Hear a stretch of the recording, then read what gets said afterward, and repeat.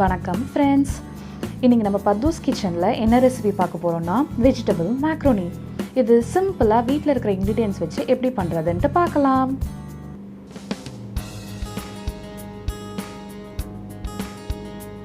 இதுக்கு தேவையான இன்க்ரீடியன்ட்ஸ் இஞ்சி, பூண்டு, ஒரு வெங்காயம், 2 பச்சை மிளகாய்,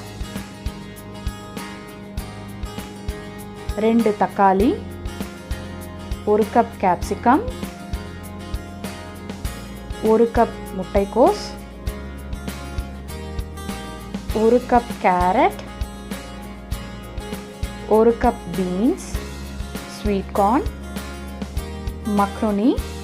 இது நான் ஹாட் வாட்டர் வச்சு அதில் உப்பு போட்டு எண்ணெய் ஊற்றி மக்ரோனியும் சேர்த்து வேக வச்சு வடிகட்டி எடுத்து வச்சுருக்கேன். டொமேட்டோ சாஸ், சோயா சாஸ், உப்பு தேவையான அளவு, பெப்பர் பவுடர், மஞ்சள் தூள், cooking oil, chilli powder, garam masala powder. ஒரு பேன் வச்சு அதில் குக்கிங் ஆயில் சேர்த்து எண்ணெய் நல்லா சூடானதுக்கு அப்புறம் நம்ம நறுக்கி வச்சிருக்கிற இஞ்சி, பூண்டு சேர்த்து நல்லா வதக்கி விட்டுக்கோங்க.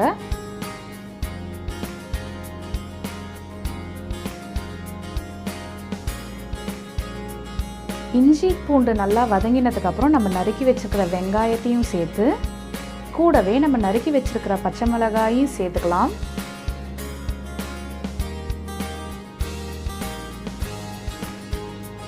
இதை ஒரு தடவை நல்லா மிக்ஸ் பண்ணி விட்டுக்கோங்க.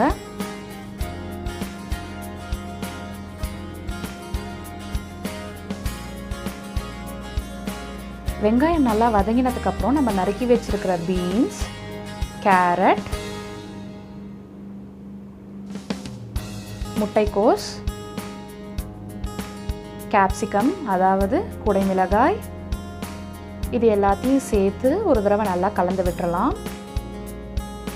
இப்போ இந்த காய்க்கு தேவையான உப்பு சேர்த்து ஒரு தடவை நல்லா மிக்ஸ் பண்ணி விட்டுக்கோங்க.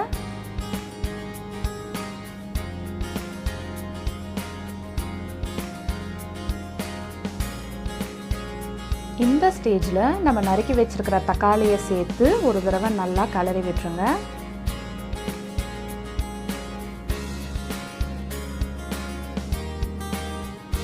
காயெல்லாம் நல்லா வெந்துருச்சு. இந்த டைமில் நம்ம உப்பு போட்டு வேக வச்சு எடுத்து வச்சிருக்கிற ஸ்வீட் கார்ன் சேர்த்துக்கோங்க.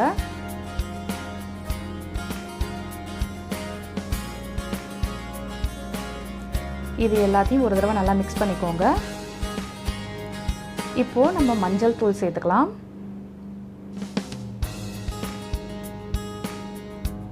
இதை ஈவனாக ஸ்ப்ரெட் பண்ணி விட்டுக்கோங்க.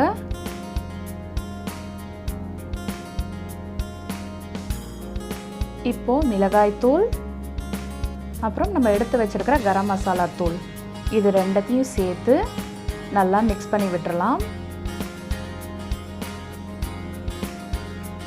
இந்த கரம் மசாலா பவுடர் எல்லாம் மிக்ஸ் ஆகி வதங்கினதுக்கு அப்புறம் நம்ம எடுத்து வச்சிருக்கிற டொமேட்டோ சாஸ் கூடவே நம்ம எடுத்து வச்சிருக்கிற சோயா சாஸ், இது ரெண்டத்தையும் சேர்த்துட்டு ஒரு தடவை நல்லா இதை மிக்ஸ் பண்ணி விட்டுருங்க.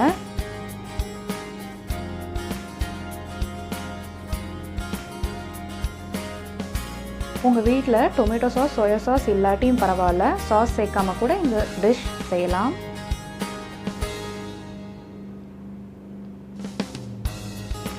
டேஸ்ட்டில் எந்த சேஞ்சஸும் தெரியாது.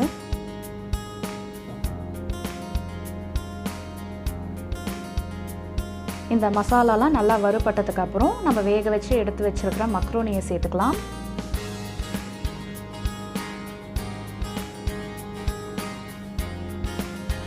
இப்போ நம்ம வச்சிருக்கிற மக்ரோனியெல்லாம் சேர்த்தாச்சு. இப்போ இதுக்கு மேலே பெப்பர் பவுடர் லைட்டாக தூவி விட்டுக்கலாம்.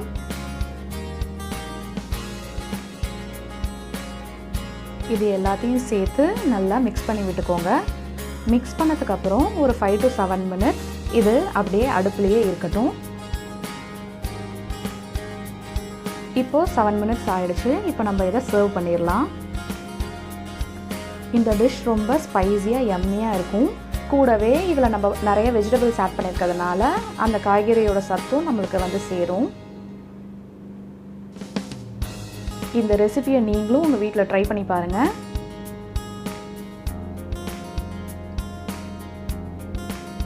ட்ரை பண்ணி பார்த்துட்டு எப்படி வந்ததுன்ட்டு உங்கள் கமெண்ட்ஸை எங்களுக்கு போஸ்ட் பண்ணுங்கள்.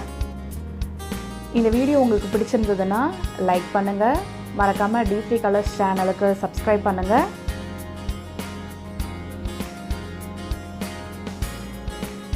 தேங்க்யூ ஃபார் வாட்சிங். நான் இன்னொரு வீடியோவில் சந்திக்கிறேன். பாய்.